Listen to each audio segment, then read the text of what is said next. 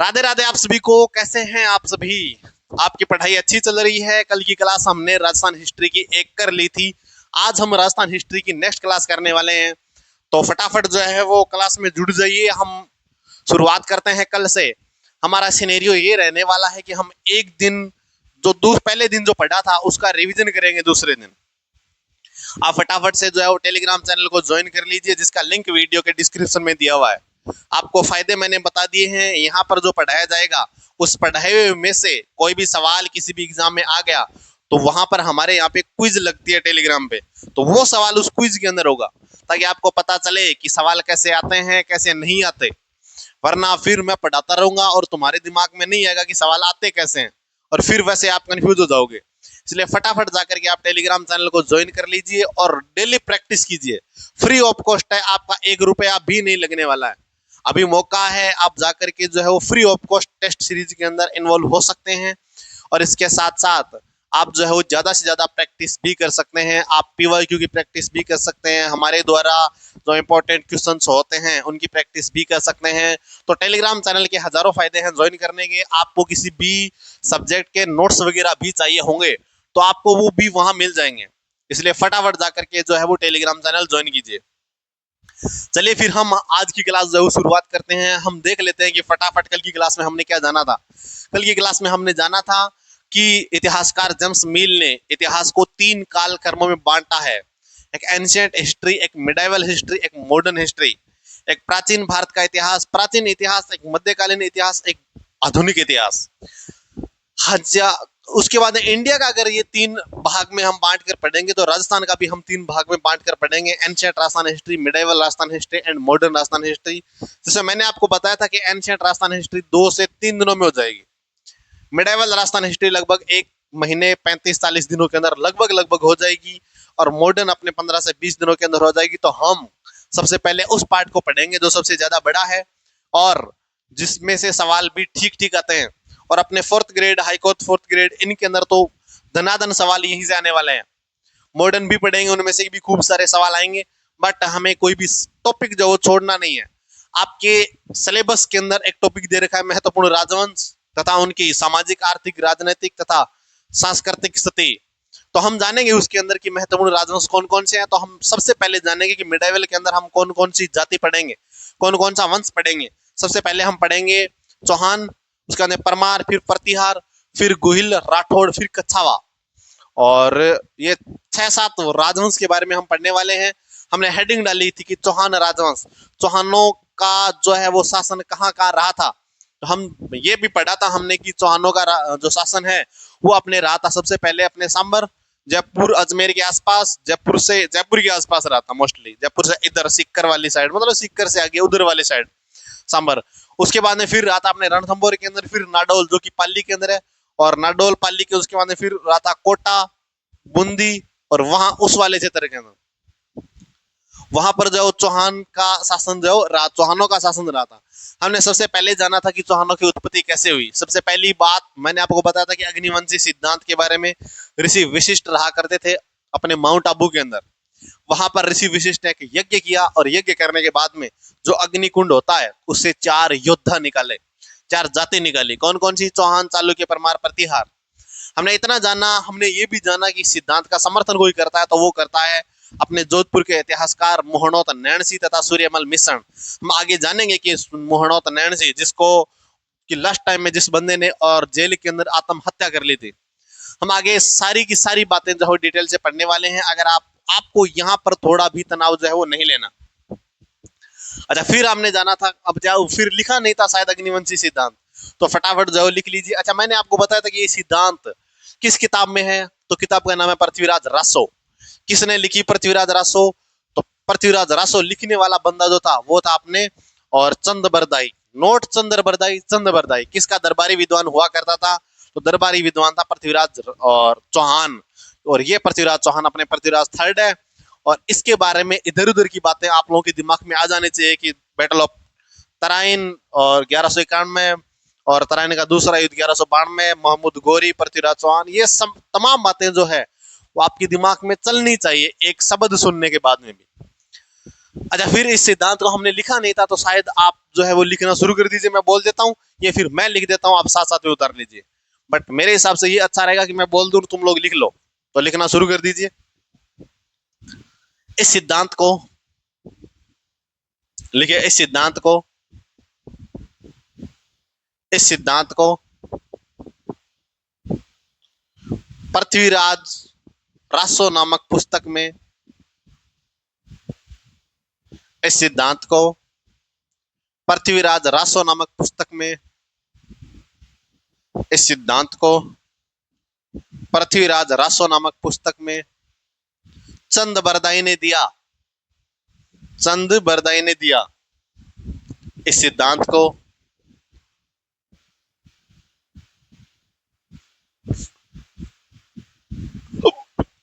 को पृथ्वीराज रासो नामक पुस्तक में चंद बरदाई ने दिया। अगले लाइन से लिखो, इस सिद्धांत के अनुसार, इस सिद्धांत के अनुसार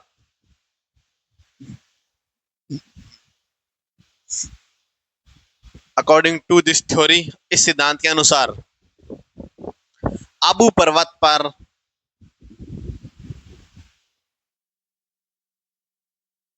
इस सिद्धांत के अनुसार आबू पर्वत पर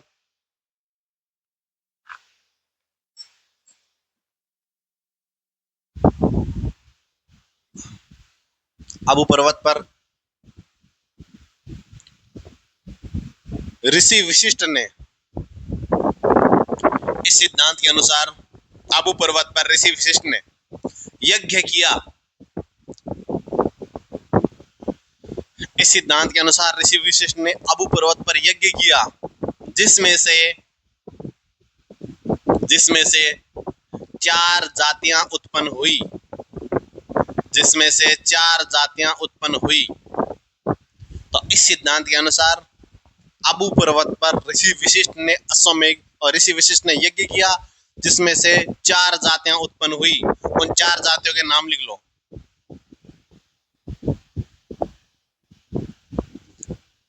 चौहान, चालुक्य, 4 जातियां उत्पन्न हुई। और 4 जातियां कौन कौन सी है? चौहान, चालुक्य, परमार और प्रतिहार। और नाम सीक्वेंस के हिसाब से ही रखना है, जैसे ये है वैसे ही हमें याद रखना है।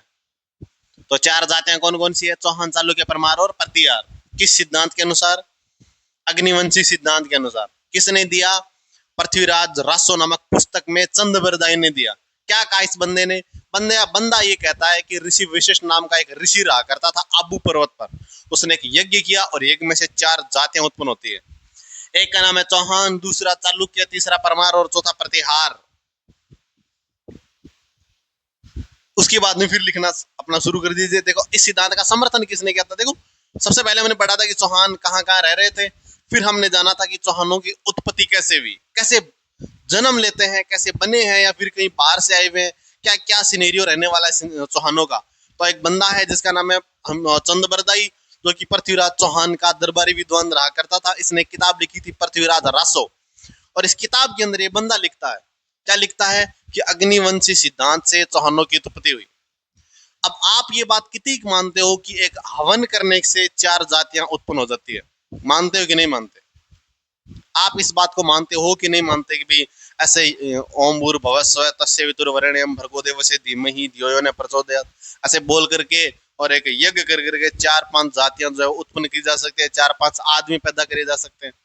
इस बात को आप नहीं मानते, बट हमारे 2 इतिहासकार इस बात को एकदम 100% मानते हैं कि बस जो कुछ है वो यही है, और एकदम 100% सच बात है ये। मेरे को इसमें कोई थोड़ी बहुत भी आटे में नमक देता झूठ नहीं है इसमें। और उन 2 बंदों के नाम लिख लीजिए। इस सिद्धांत का समर्थन, इस सिद्धांत का समर्थन, अगली लाइन से लिखिए, इस सिद्धांत का समर्थन, इस सिद्धांत का समर्थन जोधपुर के, इस सिद्धांत का समर्थन जोधपुर के मुहणौत नैणसी, जोधपुर के मुहणौत नैणसी तथा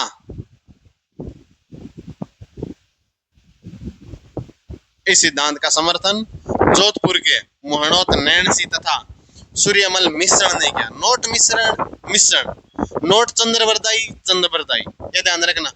मुहणोत नैणसी सूर्यमल मिश्रण, नोट मिश्रण। तो इस सिद्धांत का समर्थन मुहणोत, जोधपुर के मुहणोत नैणसी तथा सूर्यमल मिश्रण ने किया। ये तो था अपने अग्निवंशी सिद्धांत। अगला है अपने और सूर्यवंशी सिद्धांत कि भी सूर्य से उत्पत्ति कैसे मानी जाती है। तो एक बार वो और देख लेते हैं कि भी सूरज से उत्पत्ति जो है वो इनकी कैसे होती है, कैसे नहीं होती है।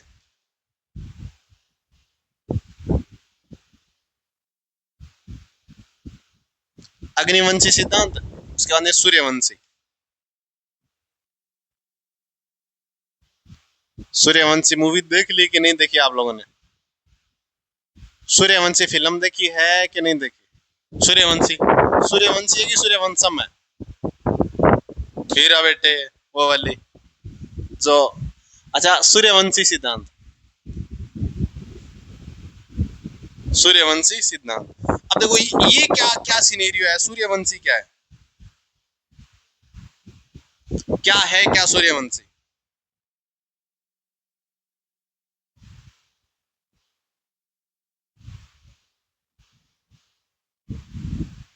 देखो एक बार मैं बता दूं,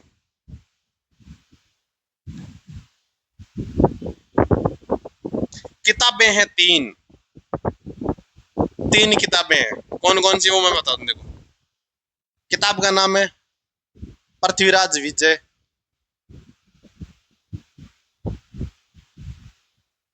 हमीर महाकाव्य, तीसरी किताब अपने हमीर रासो। किसकी किताबें हैं, किसने लिखी थी, कब लिखी थी, किसके टाइम पीरियड में लिखी थी, सब बातें आगे जानेंगे। फिलहाल क्या जानना है, इतनी बातें जाननी है कि इन तीन किताबें, ये जो तीन किताबें ये कहते हैं कि चौहानों की उत्पत्ति सूरज से हुई है। चौहान कौन से वंश के हैं? सूर्यवंशी हैं। जैसे भगवान राम सूर्यवंशी है। और जैसे मान लो और भी आप जब सुनोगे तो आप लोगों को ये और सुनने को मिलेगा, अगर सूर्यवंशी या फिर चंद्रवंशी, है ना। तो भगवान राम जैसे सूर्यवंशी है, एग्जैक्टली वैसे ही ये तीन किताबें कहती है। कौन कौन सी? पृथ्वीराज विजय, हमीर महाकाव्य और हमीर रासो। इसके अलावा विग्रहराज चतुर्थ नाम का चौहानों का एक राजा हुआ है। उस राजा ने अजमेर के अंदर एक अभिलेख लगवाया, ये ध्यान रखना। अभिलेख, शिलालेख एक ही टाइप के होते हैं। अब देखो, और क्या है, क्या इसके अंदर एक पत्थर होता है, एक भाटा होता है, उस पत्थर पर कुछ लिख दिया जाता है, तो वो शिलालेख है। शिलालेख ही अभिलेख है, अभिलेख ही शिलालेख है। वही और गंगाधरी शक्तिमान है, वो वाली बात है। तो शिलालेख ही अभिलेख है, अभिलेख ही शिलालेख है। उस अभिलेख के अंदर एक बातें लिखी है कि बिल्कुल चौहान सूर्यवंशी है। कौन सा अभिलेख है? तो विग्रहराज चतुर्थ। इन चौहानों में एक राजा हुआ है, राजा का क्या नाम है? विग्रहराज चतुर्थ।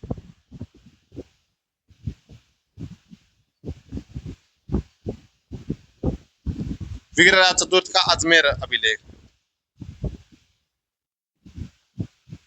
विग्रहराज चतुर्थ का अजमेर अभिलेख। अजमेर अभिलेख भी क्या कहता है? इस अभिलेख के अंदर लिखा गया है कि हम चौहान सूर्यवंशी है, सूर्यवंशी हिंदू है। हम चौहान कौन से हैं? सूर्यवंशी हिंदू है। और इसके अलावा अपने इतिहासकार में गौरी शंकर हीराचंद ओझा,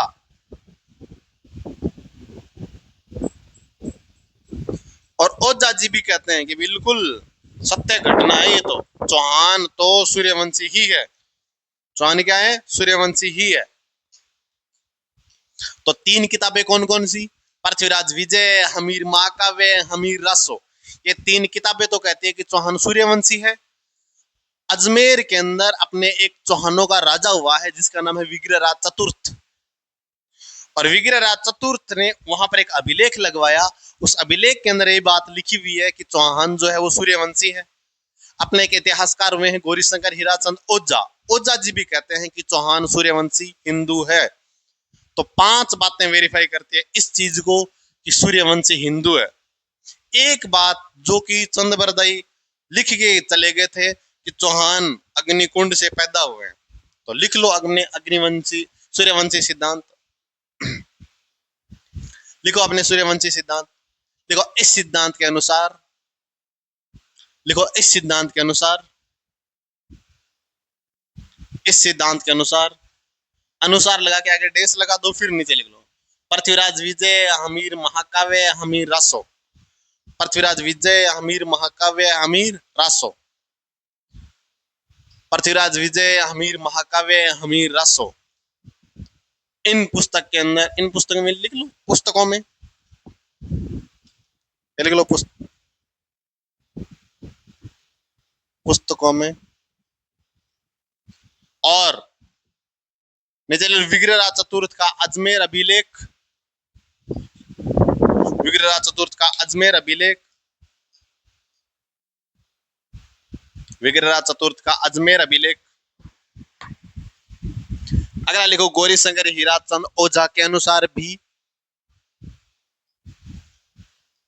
गौरी शंकर हीराचंद ओझा के अनुसार भी चौहान क्या है, सूर्यवंशी है। अच्छा, दो थ्योरी पढ़ ली हमने, अब हम पढ़ेंगे हम तीसरी थ्योरी। मिटा दूं ये, अग्निवंशी होगी। अब हम पढ़ेंगे चंद्रवंशी।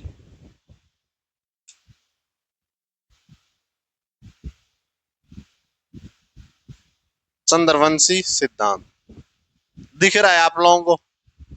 ये थोड़ा मार्कर जो है ना, मतलब ठीक नहीं चल रहा, मतलब ठीक ठीक चल रहा है बट इतना भी वो ठीक ठीक दिख रहा है। मतलब अपने हरियाणा के अंदर एक जगह है हांसी, वहां से एक अभिलेख मिला है। तो हास्य अभिलेख, उसके अंदर लिखा गया हास्य अभिलेख के अंदर कि चौहान जो है वो चंद्रवंशी हिंदू है। उस अभिलेख के अंदर ये बातें लिखी गई है। और कहां पे लिखी गई है?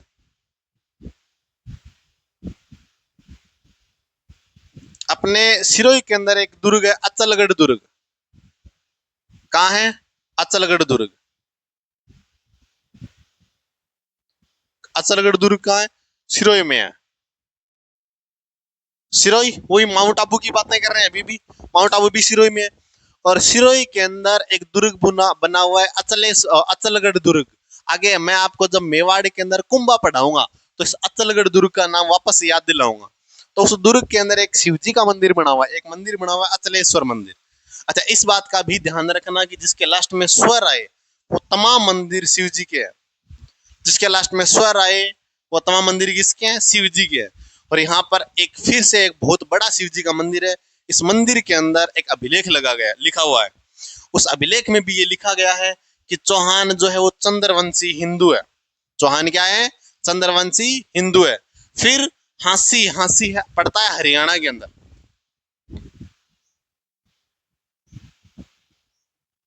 हांसी कहाँ पड़ता है? हरियाणा के अंदर। तो इस अभिलेख के अनुसार भी चौहान क्या है?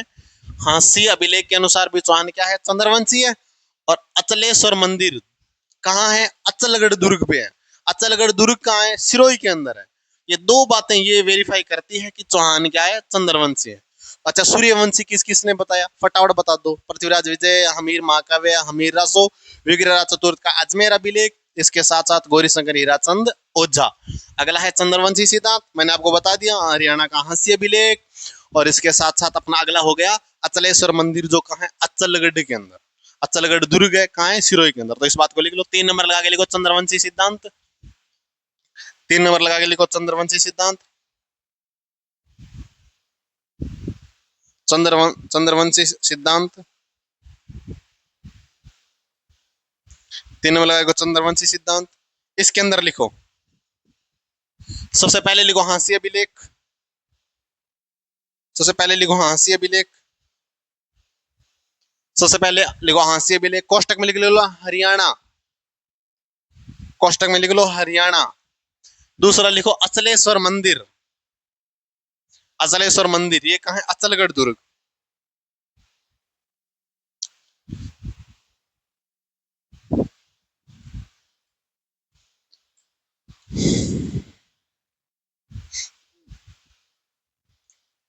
अचलेश्वर मंदिर हो गया, अपने हांसी हो गया। अच्छा, मिटा दूं ये?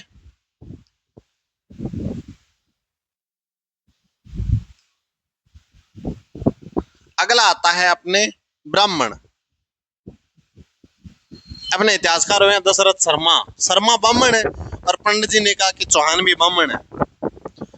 दशरथ शर्मा शर्मा ब्राह्मण है, तो दशरथ शर्मा पंडित जी कह रहे हैं कि हम ब्राह्मण है, तो चौहान भी क्या है, ब्राह्मण ही होंगे। चौहान भी क्या होंगे, ब्राह्मण ही होंगे। पहली बात तो पंडित जी ने कह दिया, दशरथ शर्मा ने कह दिया। अच्छा, फिर इसके अलावा अपने एक अभिलेख है बिजोलिया, भीलवाड़ा के अंदर मिला था। बिजोलिया अभिलेख की बातें भी करेंगे हम। बिजोलिया अभिलेख के अनुसार, बिजोलिया अभिलेख के अनुसार, अच्छा, इस बिजोलिया अभिलेख में भी ये बातें लिखी गई है कि चौहान जो है वो ब्राह्मण है।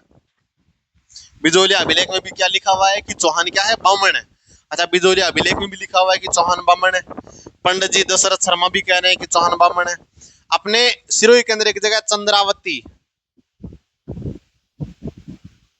चंद्रावती अभिलेख, और वहां पर एक अभिलेख लगाया गया है चंद्रावती अभिलेख। कहाँ है ये, सिरोही, है ना।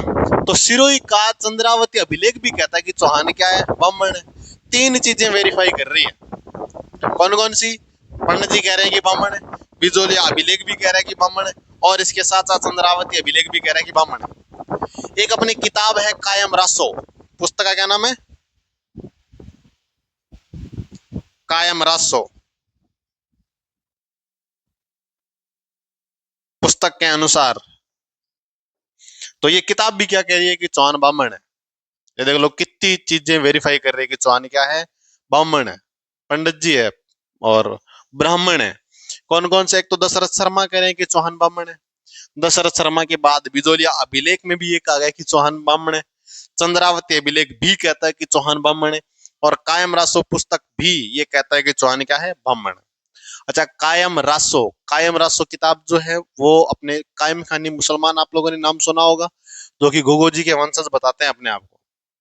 और एग्जैक्टली वो है ही, मतलब गोगो जी के वंशज भी बताते हैं, और वो मतलब कहीं ना कहीं इस बात को वेरीफाई भी करते हैं।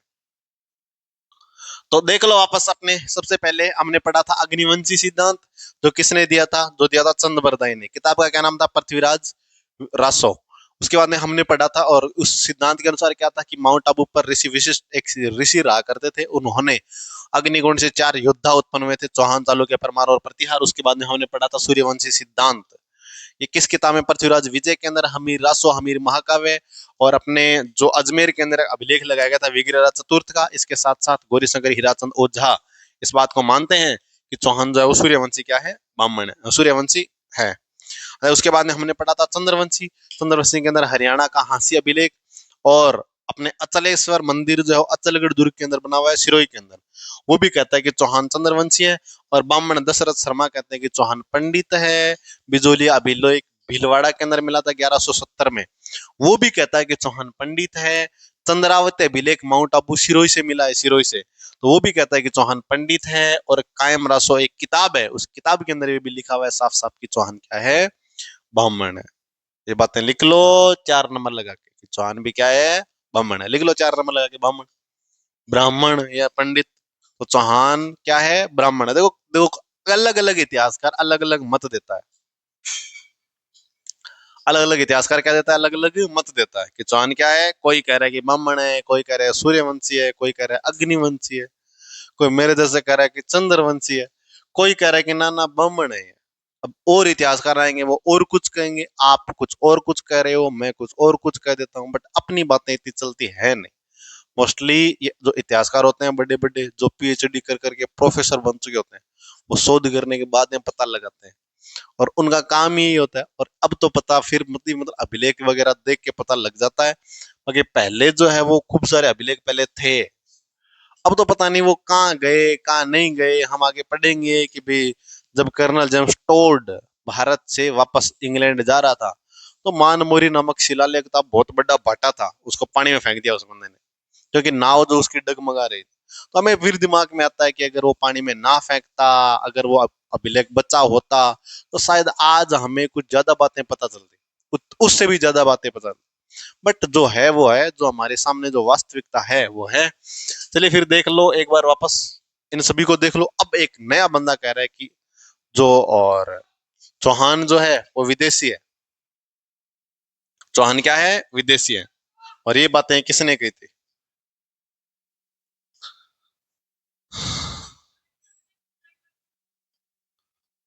चौहान क्या है? विदेशी है। और ये बातें कहता कौन है कि चौहान विदेशी है? विदेशी कौन कहता है कि विदेशी है? विदेशी कहता कर्नल जेम्स टोड ने।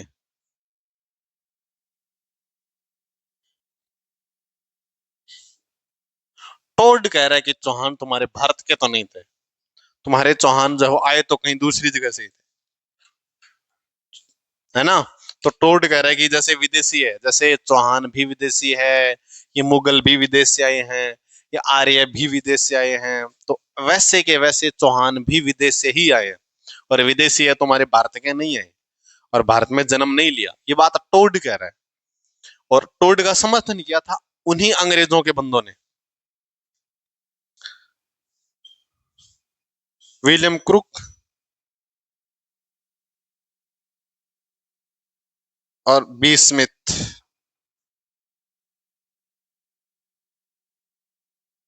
इन दोनों बंदों ने रिकॉर्ड है। Very good. टोड जो बातें कह रहा है वो एकदम सही है। ये दो बंदे कह रहे हैं कि ये बातें कि टोड क्या है?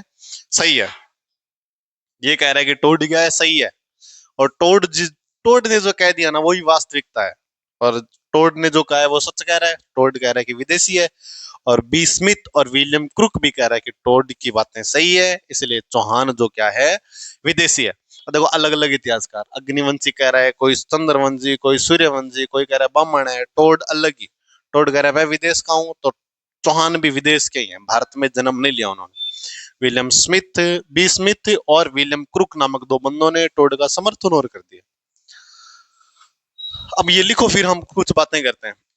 अच्छा पहले कुछ बातें करते हैं। देखो पहले मैं आपको बता दूं, देखो अपने इतिहासकार कर्नल जेम्स टोड, जो हालांकि इतिहास बहुत अच्छा लिखा है, उनकी किताबों के नाम भी हम जानेंगे। Central and western Rajput state of India, the annals and antiquities of Rajasthan नामक पुस्तकों के बारे में भी हम अध्ययन करेंगे। ट्रायल्स इन वेस्टर्न इंडिया नामक पुस्तक के बारे में भी हम जानेंगे। बट उससे पहले एक बार वापस देख लेते हैं कि विदेशी कह रहा है कर्नल जेम्स टोड, और विलियम क्रुक और बी स्मिथ नामक दो बंदे वो भी इस बात का क्या करते हैं? समर्थन करते हैं कि टोड क्या है? सच कह रहा है। टोड टोड झूठ कह ही नहीं सकता, और एकदम 100% सच कह रहा है कि टोड। तो उसके बाद में फिर हम जाने, थोड़ा और इस बात को खोदें कि भाई क्या ये सच है अथवा नहीं है। तो टोड को कहा गया कि भाई तू बता कैसे है विदेशी, क्या क्या तू समर्थन देना चाहता है। तो टोड कहता है कि देखो तुम्हारे भारत के अंदर सती प्रथा नहीं थी। कौन सी प्रथा नहीं थी?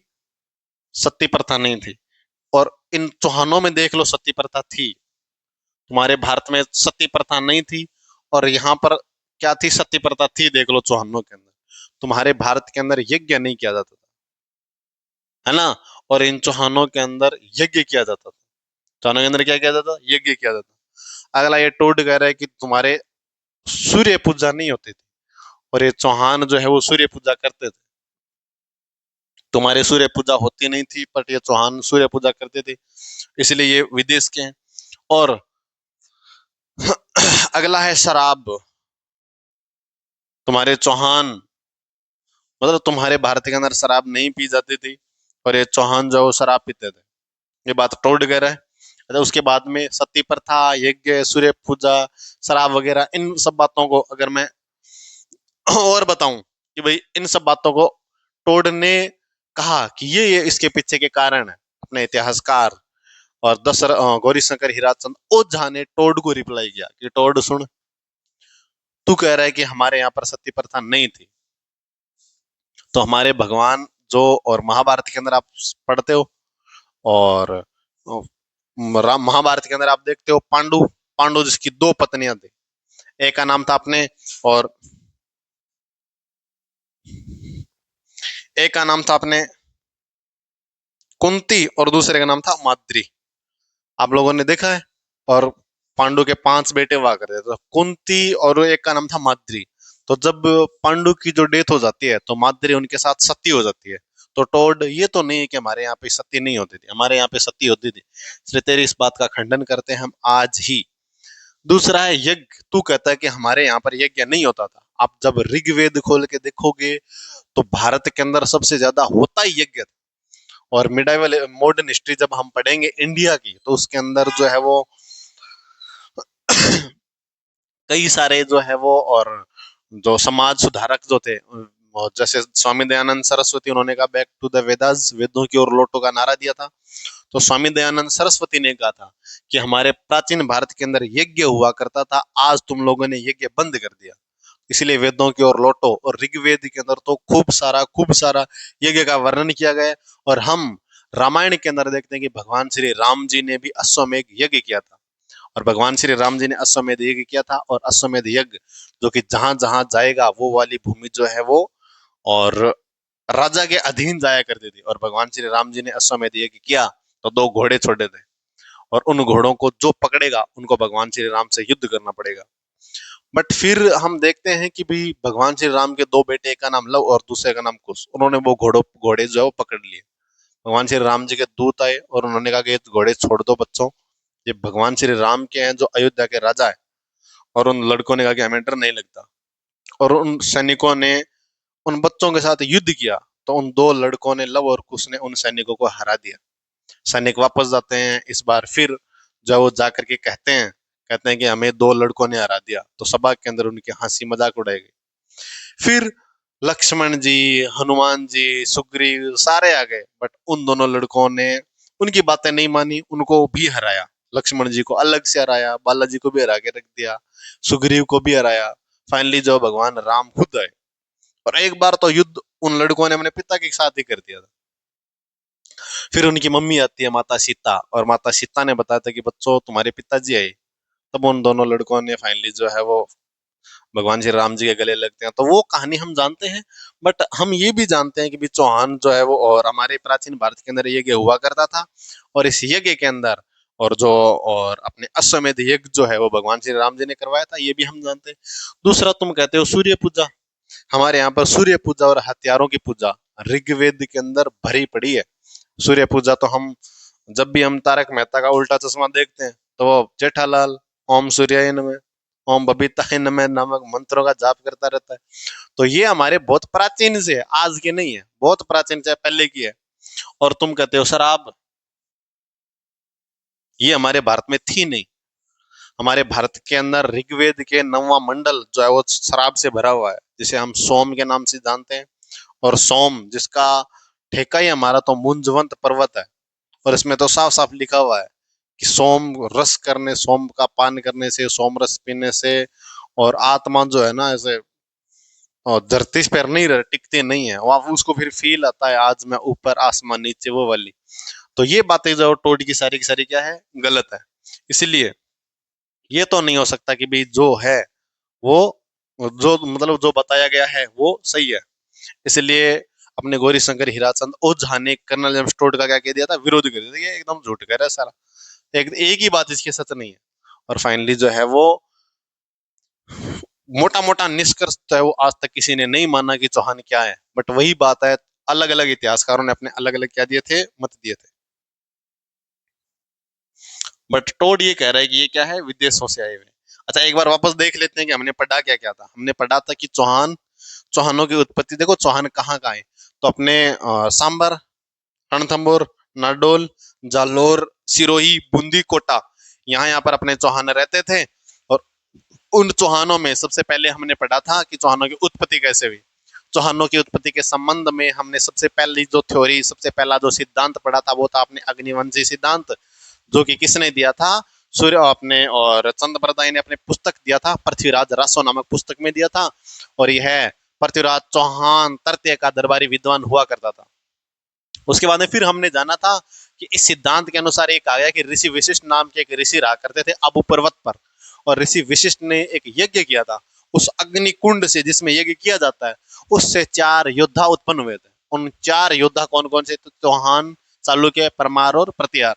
ये बातें हमने जानी। उसके बाद में फिर हमने जाना कि जोधपुर के इतिहासकार होते हैं अपने और मोहनोत नैणसी तथा सूर्यमल मिश्रण, इन दो बंदों ने इस बात को सिद्ध भी कर दिया।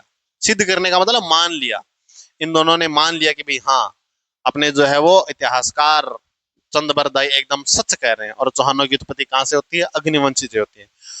फिर कोई कहता है कि नहीं, चौहानों की उत्पत्ति सूर्यवंशी से होती है, मतलब ये सूर्यवंशी हिंदू है। और इस बार 3 किताबें लिखी गई। एक का नाम था पृथ्वीराज विजय, हमीर महाकाव्य, हमीर रासो। इन किताबों के बारे में हम आगे अध्ययन करेंगे। और इन किताबों के अंदर लिखा गया कि चौहान क्या है, चौहान अपने और चंद्रवंश सूर्यवंशी है। अपने अजमेर के अंदर पृथ्वीराज और विग्रहराज चतुर्थ ने एक अभिलेख लिखवाया था, वहां पर भी ये लिखा गया था। अपने गौरीशंकर हीराचंद ओझा इस बात को कहते हैं कि चौहान सूर्यवंशी हिंदू है। अगला है अपने चंद्रवंशी, हरियाणा के अंदर एक जगह है हांसी, उसके अंदर ये लिखा गया कि भाई और चौहान क्या है, चंद्रवंशी है। फिर इसके साथ साथ अचलगढ़ दुर्ग जो कि सिरोही के अंदर है, वहां पर एक मंदिर बना हुआ है अचलेश्वर मंदिर, और उस शिव जी के मंदिर में एक अभिलेख लगवाया गया है, उस अभिलेख का नाम है अचलेश्वर अभिलेख। उस अभिलेख में ये बातें लिखी है कि चौहान चंद्रवंशी ब्राह्मण है। अगला सॉरी चंद्रवंशी है। अगला है ब्राह्मण। ब्राह्मण किस किसने कहा, तो सबसे पहले जो बात आती है वो है अपने दशरथ शर्मा, क्योंकि शर्मा खुद पंडित जी है, तो वो यही कहेंगे कि चौहान भी क्या है, ब्राह्मण है। चंद्र दशरथ शर्मा ने ये कहा। अगला फिर उसके बाद में कायम रासो किताब भी इस बात को वेरीफाई करती है कि चौहान ब्राह्मण है। अपने 1170 का एक अभिलेख लगा है भीलवाड़ा के अंदर, जहां से जानूड़ी मिली थी, और उस अभिलेख में भी ये लिखा गया कि चौहान क्या है, ब्राह्मण है। और इसके साथ साथ चंद्रावती अभिलेख मिला था अपने और सिरोही से। सिरोही से उस चंद्रावती अभिलेख से में भी क्या लिखा गया है कि चौहान क्या है, ब्राह्मण है। अच्छा, विदेशी कर्नल टोड कहता है कि ब्राह्मण नहीं है, विदेश से आए हुए हैं। और टोड ने इस बार कहा कि ये विदेशी है, और दो बंदों ने टोड का समर्थन भी कर दिया। किस किसने, तो विलियम क्रुक और बी स्मिथ, विस्टन स्मिथ, इन दोनों बंदों ने इसका समर्थन किया।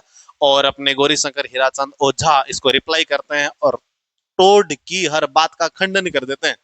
और टोड को कहा कि नहीं, आज के बाद में ये मत कहना कि भी चौहान ब्राह्मण है, और ये भी मत कहना कि चौहान जो विदेशी है, मैं देख लो तेरी हर बात का खंडन कर देता हूँ।